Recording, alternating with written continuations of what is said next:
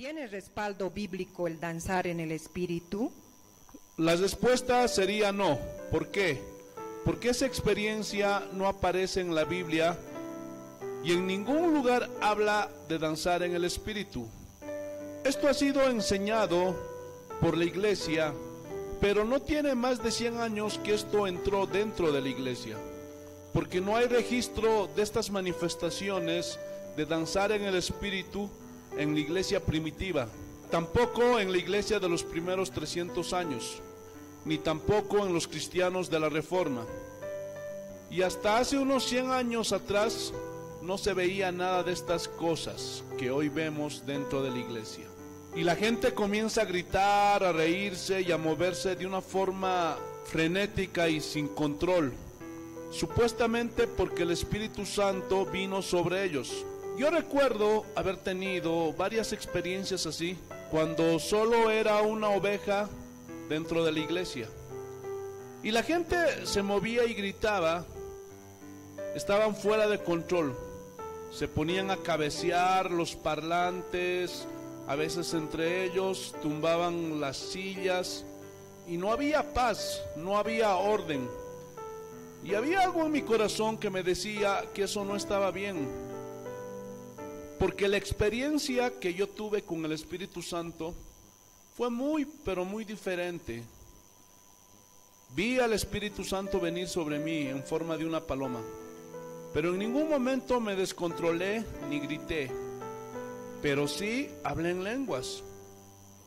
Y cuando yo veía todo ese descontrol y todo ese desorden, solo podían pasar dos cosas. La primera, que era gente que no fue adoctrinada, no les enseñaron en la iglesia que todo se debe de hacer decentemente y en orden, porque Pablo dejó esa instrucción de orden que debe de haber en los cultos, porque también había ese desorden en la iglesia de Corinto por el abuso de los dones del Espíritu.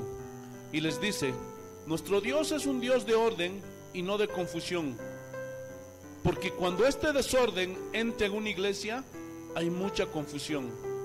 Y tenemos que recordar que los hombres tenemos emociones, y cuando no somos instruidos, nuestras emociones se desbordan y se salen de control, porque la experiencia de haber recibido al Espíritu Santo es algo glorioso, pero tenemos que controlar nuestras emociones para que no venga el descontrol. La segunda respuesta es que esas personas no estaban bajo el control del Espíritu Santo, porque tienen manifestaciones incontrolables y se comienzan a contorsionar, a gritar desenfrenadamente, y cosas sobrenaturales comienzan a ocurrir fuera de control, en un desorden y un caos total. Y todo eso no es por obra del Espíritu Santo, no es Dios quien lo está haciendo. Y un ejemplo de esto lo tenemos cuando el profeta Elías invitó a los profetas de Baal a que fueran al monte Carmelo para que ellos pudieran ofrecer sacrificio a sus dioses, y Elías al único Dios verdadero, para que quedara claro quién era Dios en Israel. Y en Primera de Reyes, capítulo 18, versículo 26, dice que ellos tomaron el buey e invocaron el nombre de Baal desde la mañana hasta el mediodía, diciendo, oh Baal, respóndenos. Pero no hubo voz y nadie respondió, y danzaban alrededor del altar que habían hecho. Más adelante el texto dice que ellos seguían danzando y se sajaban según su costumbre, con espadas y lanzas, y la sangre corría sobre ellos. Y en el versículo 29 dice que pasado el mediodía se pusieron a gritar frenéticamente hasta la hora de ofrecerse el sacrificio, pero no hubo voz y nadie respondió ni nadie hizo caso. Y justamente esa conducta frenética, desenfrenada, es lo que ha caracterizado los movimientos espiritistas, los movimientos satánicos. Pero ese no es el Dios nuestro. El Dios nuestro es el que habla y la nada toma forma, y las cosas se ponen en su lugar. Cuando la tierra estaba desordenada, Él la ordenó, puso las aguas en su lugar, y cubrieron una parte de la tierra, y dejaron otra parte al descubierto.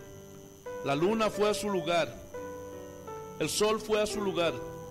Cada cosa tomó orden al momento de la creación, y ese es nuestro Dios.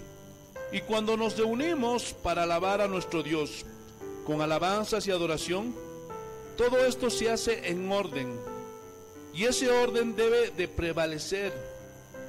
Y esa danza en el Espíritu, como ha sido llamada, no es bíblica y no está registrada en la Biblia.